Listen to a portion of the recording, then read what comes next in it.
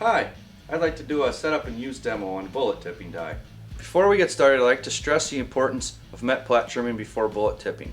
Met plat trimming is the process of cutting the end of the bullet square and uniform. A square and uniform bullet will always start straighter in the tipping punch than one that hasn't been squared and uniformed. While met plat trimming does uniform the bullet, it also lowers the ballistic coefficient of the bullet.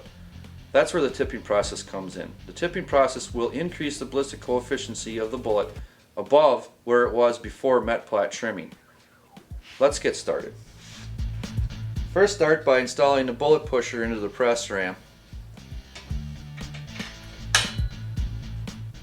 Then thread the die into the loading press.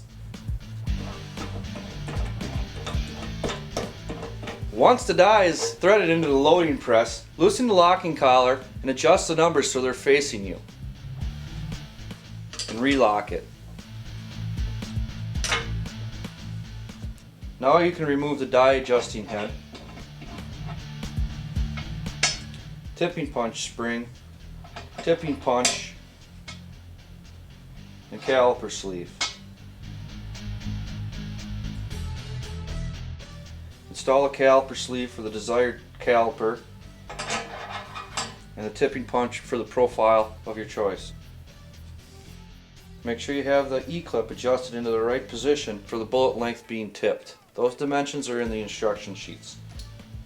This time I'd like to demonstrate the close tolerance fit of the tipping punch and the caliper sleeve.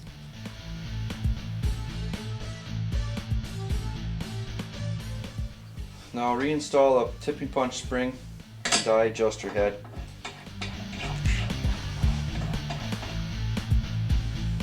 Loosen up your locking collar and back out your major adjustments far enough so that the tipping punch is not going to touch the bullet when the press ram is raised. Take your bullet. It's a good idea to apply a small dab of Imperial dye wax. Use very sparingly, a little bit goes a long ways. Place the bullet on your bullet pusher and raise the ram until the bullet pusher bottoms on the die body. Now, to using your major adjustments, thread your major adjustments down until you feel a small resistance that's touching the bullet and lock it in place. Now, using small increments, start adjusting your die body head down and tipping the bullet until you get to the desired shape.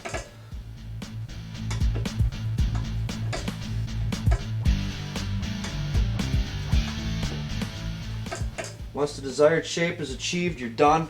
You can do the rest of your bullets. This time it would be a good idea to remove the adjuster body head and measure the overall length of the dial calipers for future reference for the make and caliper of the bullet. As you can see by these before and after pictures, the bullet tipping die gives you an extreme advantage. Thank you for your time.